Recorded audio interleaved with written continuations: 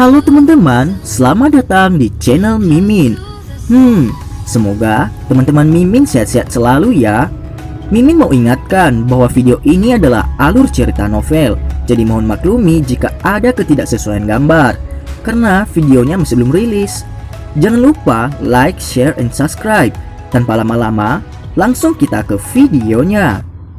Battle Road to Heaven.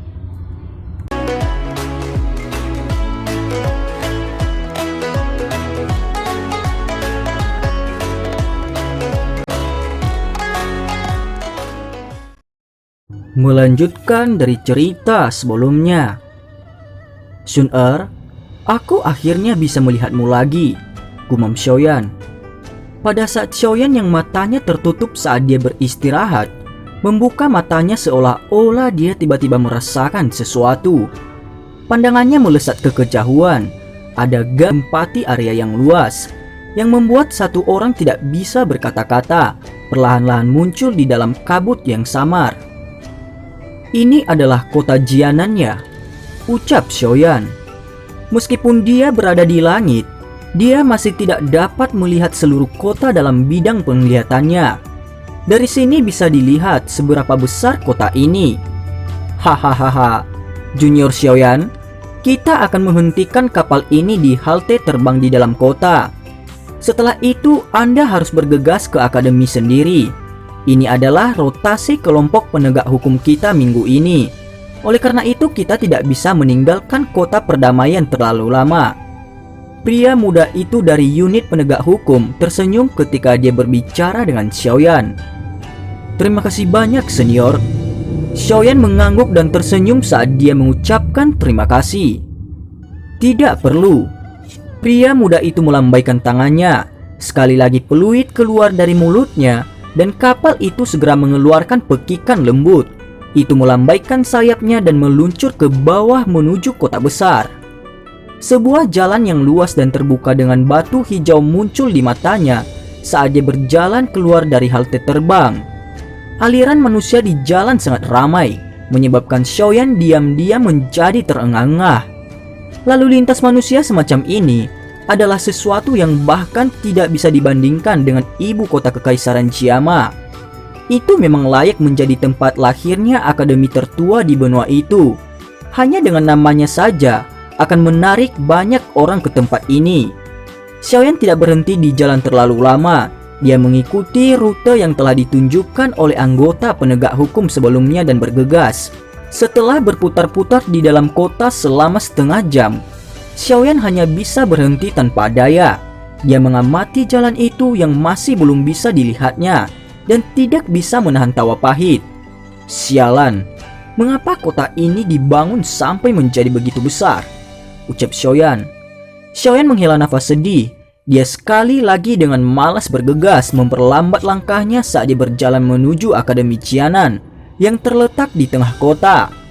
Saat dia perlahan berjalan di jalan yang luas itu, Xiaoyan merasakan atmosfer kota yang biasa dan menghela nafas lega di dalam hatinya. Sangat beruntung bahwa tempat ini sama sekali tidak mirip dengan wilayah sudut hitam. Dia sekali lagi berjalan melewati jalan. Di kejauhan, dia tampaknya bisa melihat garis samar dari akademi kuno itu. Hentikan orang itu! Teriak seseorang. Xiaoyan baru saja berbelok ketika sebuah teriakan tiba-tiba dipancarkan dari tempat yang tidak jauh di depannya.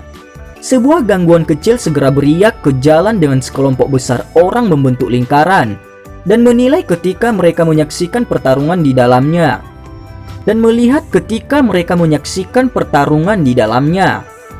Tatapan Xiaoyan melayang ke lingkaran orang-orang yang menonton pertunjukan tetapi tidak bergerak lebih dekat.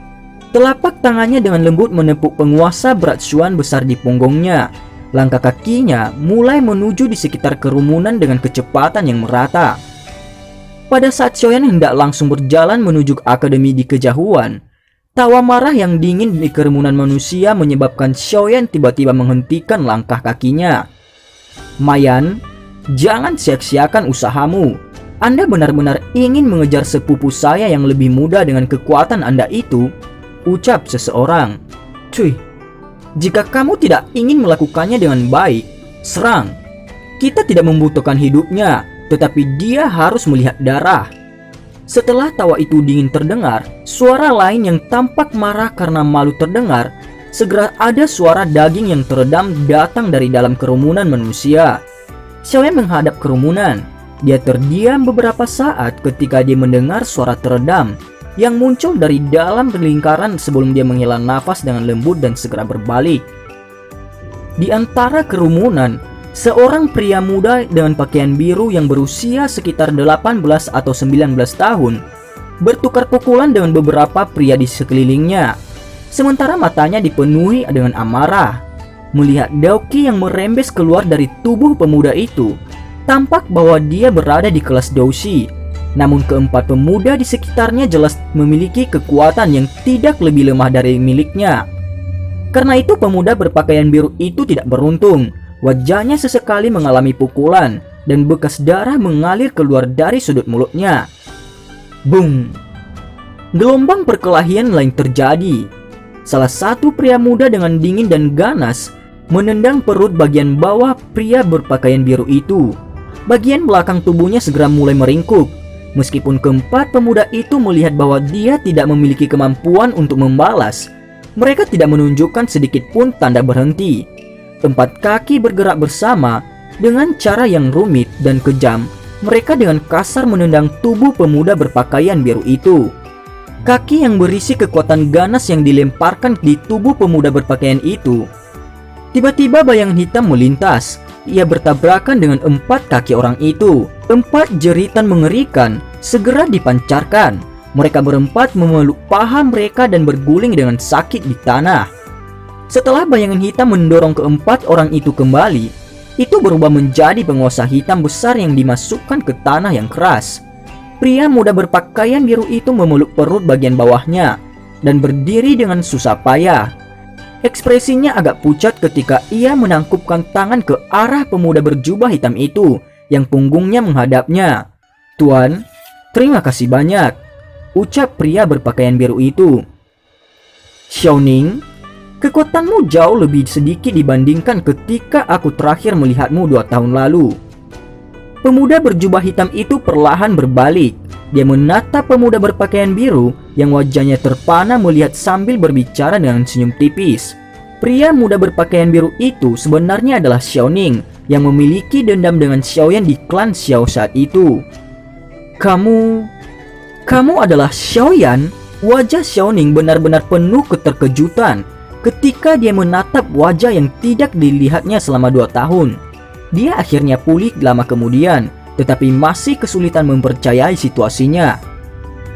"Aku pikir kamu tidak akan mengenaliku," ucap Xiaoyan. Xiaoyan tertawa. Meskipun dia punya dendam dengan lelaki ini yang tidak suka tatap muka ketika mereka masih muda, saat ini dia bukan lagi anak yang impulsif seperti saat itu. Hal-hal itu secara alami menghilang sejak lama. Selain itu, apapun yang terjadi, orang di depannya memiliki hubungan darah dengannya. "Bagaimana saya bisa lupa sepupu yang lebih muda, Xiaoyan?" ucap Xiaoning. Xiaoning tertawa pahit. Dia menatap Xiaoyan di depannya, merasakan emosi yang rumit. Sekarang setelah 2 tahun di dunia luar yang kacau, dia juga bukan anak kecil. Di dunia luar berisi semua jenis orang. Dia merasa bahwa pengalaman-pengalaman dalam klan saat itu adalah kenangan paling berharga di dalam hatinya. Tidak peduli bagaimana seseorang mengatakannya, kerabatnya pada akhirnya sedikit lebih dekat dengan dirinya sendiri. Sepupu tua Xiaoning melihat senyum minta maaf yang diberikan Xiaoning padanya. Xiaoyan juga tersenyum. Dia menepuk pundak Xiaoning. "Orang-orang ini." Xiaoyan mengalihkan pandangannya ke arah 4 orang yang berguling-guling di tanah dan bertanya, "Bukankah masih karena Shun-Er? Orang-orang ini tahu tentang hubungan kami dan terus mencoba segala macam cara untuk mendapatkan berita tentang Shun-Er dari saya. Benar-benar terlalu merepotkan. Namun mereka tidak berani menyerangku di akademi. Hari ini ketika saya keluar untuk membeli sesuatu, saya kebetulan terlihat oleh orang-orang ini," ucap Xiaoning. Xiaoning agak tidak berdaya. Dari kelihatannya, tampaknya ini bukan pertama kalinya hal ini terjadi. Xiaoyan hanya bisa tertawa pahit ketika mendengar ini. Benar-benar bahwa kecantikan adalah sumber masalah. Kemungkinan gadis itu benar-benar kehilangan kepolosan yang dia miliki saat itu. Hahaha, hahaha. Sun-er sangat luar biasa. Seorang wanita mengalami banyak perubahan ketika dia tumbuh dewasa. Dia sekarang bahkan lebih cantik. Ada sejumlah orang yang tidak dikenal yang telah jatuh cinta padanya selama 2 tahun ini. Saya pikir Anda juga akan terkejut ketika bertemu lagi dengannya, ucap Xiaoning. Berapa banyak perubahan dengan anak itu? Tanya Xiaoyan. Xiaoyan menggelengkan kepalanya dan tertawa pelan ketika dia mengucapkan kata-kata yang begitu tua. Dia lupa bahwa dia juga baru berusia 18 tahun. Jika Anda mengatakan kata-kata ini di akademi, yang lain akan menggeroyok untuk melawan Anda. Xiaoning memutar matanya, ekspresinya tiba-tiba berubah saat dia muncul untuk mengingatkan sesuatu. Dia kemudian meraih tangan Xiaoyan dan berlari menuju pintu masuk akademi. Sial, aku benar-benar lupa. Hari ini adalah hari kompetisi kualifikasi akademi dalam. Instruktur Rowling tidak bisa menahan hinaan manja Sun-er dan mengambil resiko dipromosikan menjadi instruktur kelas Yuan dengan memasukkan nama Anda. Jika Anda absen seperti tahun lalu, Instruktur Rowling dapat melupakan dipromosikan selama 3 tahun ke depan, ucap Xiaoning. Hah? Dia masih menulis namaku? Wajah Xiaoyan benar-benar terpana. Bagaimanapun bahkan jika kamu tiba di sini tepat waktu, kurasa itu tidak akan banyak membantu. Kompetisi kualifikasi akademi dalam bukan hal yang biasa. Semua orang yang memiliki kualifikasi untuk berpartisipasi adalah di antara siswa yang terbaik di akademi. Setidaknya kekuatan bintang 7 Doushi. Orang bisa mati begitu dia memasuki kompetisi, ucap Xiaoning. Xiaoyan kaget. Lupakan saja. Mampu datang lebih baik daripada tidak hadir. Bahkan jika Anda kalah, Instruktur Rowling hanya akan kehilangan kesempatan promosi ini. Masih ada kesempatan lain, ucap Xiaoning. Begitu dia selesai mengucapkan kata-kata itu, Xiaoning menarik Xiaoyan dengan kekuatan besar dan dengan cepat berlari menuju akademi kuno. Sebagai acara utama akademi Jianan, yang disebut kompetisi kualifikasi akademi dalam adalah peristiwa yang paling menarik perhatian. Selain itu, orang-orang terkenal di akademi akan muncul dalam kompetisi kualifikasi kali ini. Para siswa pria dan wanita yang dianggap sebagai idola orang lain, serta sumber pemujaan mereka tidak diragukan lagi, merupakan sumber daya tarik yang besar. Scene berganti. Pada saat ini ada 2 sosok manusia di tanah terbuka, satu pria dan satu wanita. Keduanya menembak dan bertukar pukulan satu sama lain. Riak Doki yang ganas menyusut dan pecah dari titik di mana telapak tangan mereka melakukan kontak, menyebabkan orang-orang di sekitar yang duduk di galeri tontonan sering mengeluarkan napas kaget. Namun, jelas lebih dari setengah tatapan di galeri pengamat terhenti pada sosok cantik yang mengenakan gaun hijau pucat dengan tubuh indahnya berkedip dan bergerak dengan cara yang ringan dan elegan. 2 tokoh manusia terlibat dalam pertukaran beresiko satu demi satu. Sosok berwarna hijau pucat itu tiba-tiba berhenti. Tangannya bersinar cerah, itu membawa sinar cahaya. Saat itu membekas di dada pemuda itu. Sebuah kekuatan yang kuat secara langsung mengguncang pria itu sampai dia didorong keluar dari arena pertempuran. Senior, terima kasih telah memberi jalan. Wanita muda berpakaian hijau tersenyum setelah mengalahkan lawan dalam satu pukulan. Dia membungkuk ke arah pria itu yang cukup tampan, sedemikian rupa sehingga tidak ada yang bisa menemukan kesalahan dalam sikapnya. Junior Sun-er memang layak menjadi siswa dengan potensi terbesar saat ini. Saya kalah. Meskipun pemuda tampan itu telah kalah, ia langsung berterus terang. Sambil tersenyum, pandangannya memperhatikan wanita muda berpakaian hijau itu, yang seperti bunga lotus membuat orang menjadi rileks dan bahagia.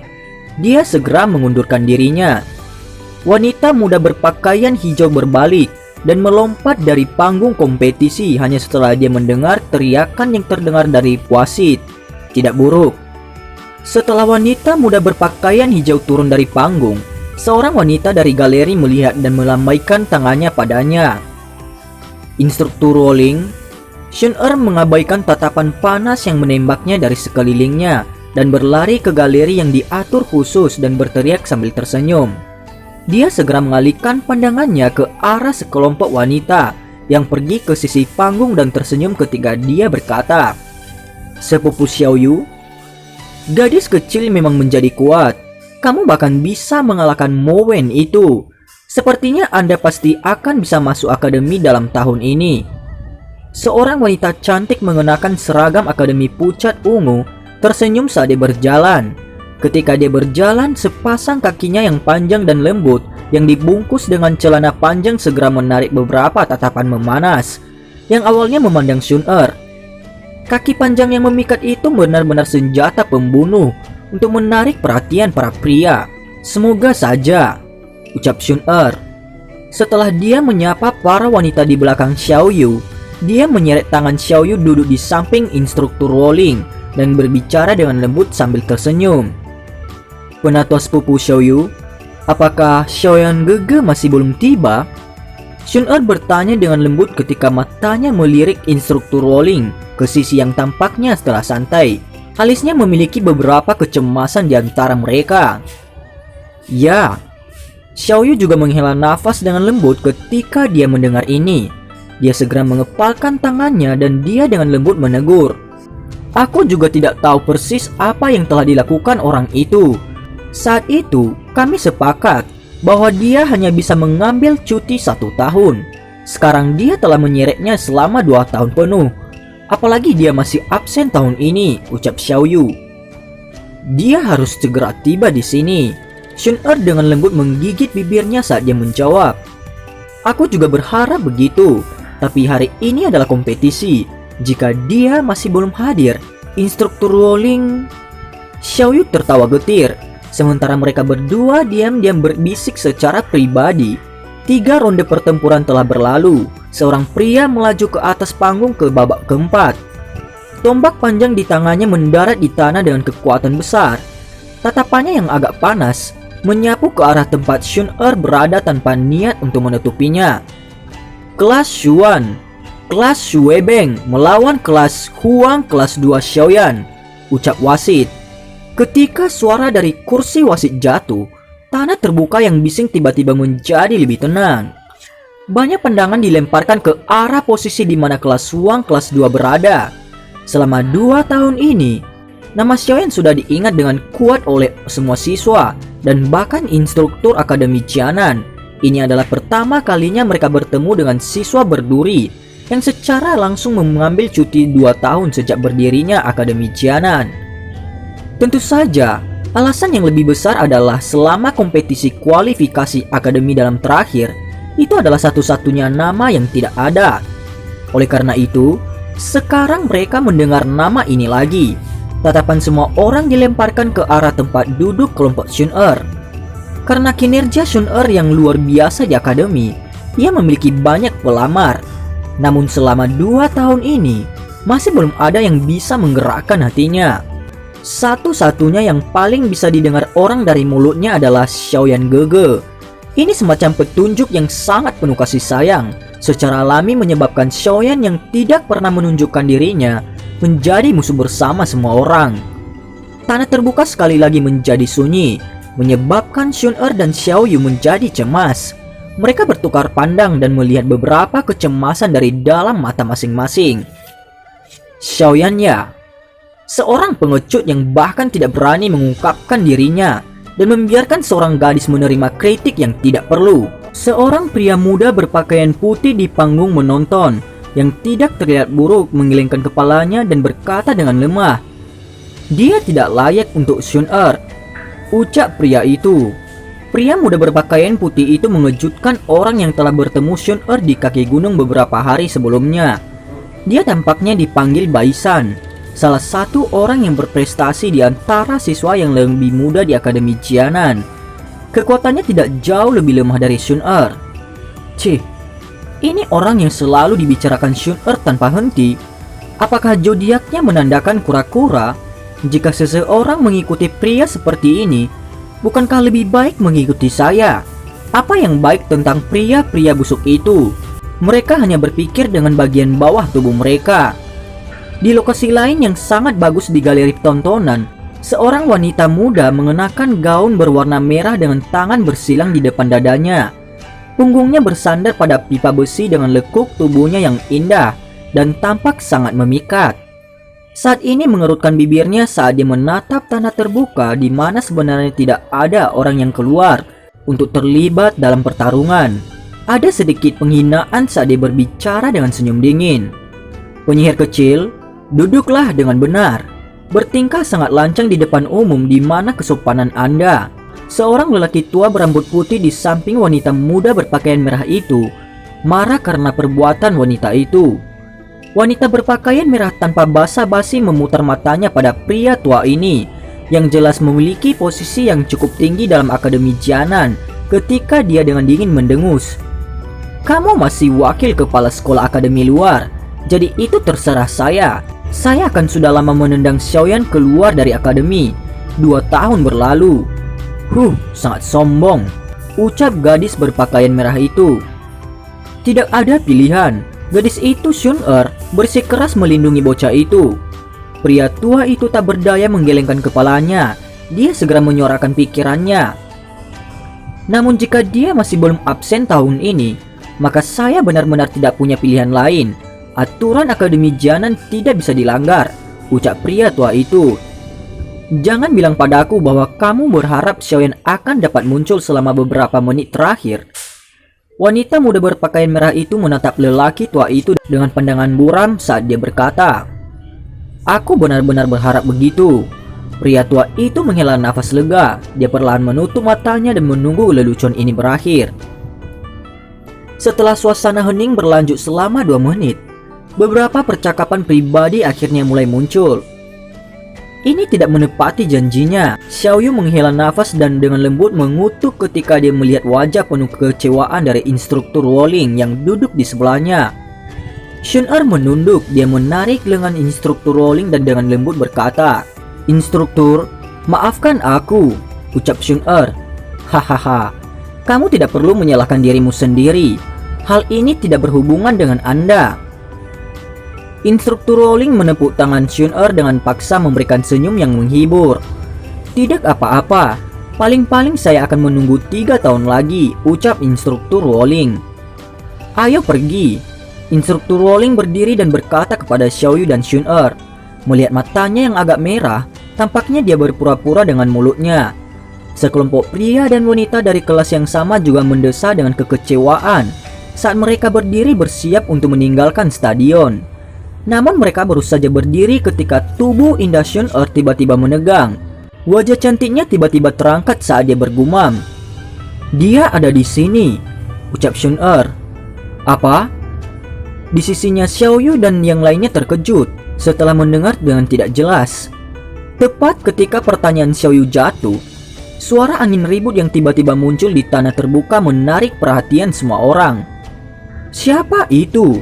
Melihat bayangan hitam yang melonjak, pemuda yang membawa tombak yang disebut Shui Beng terkejut. Tatapan Shun-er menatap tajam ke area yang tersembunyi di dalam debu. Sebuah kegembiraan sangat terlihat di wajahnya. "Dia ada di sini," ucap Shun-er. Ketika mereka mendengar kata-kata Shun-er ini, tubuh indah instruktur Wolling serta Xiaoyu dan yang lainnya bergetar.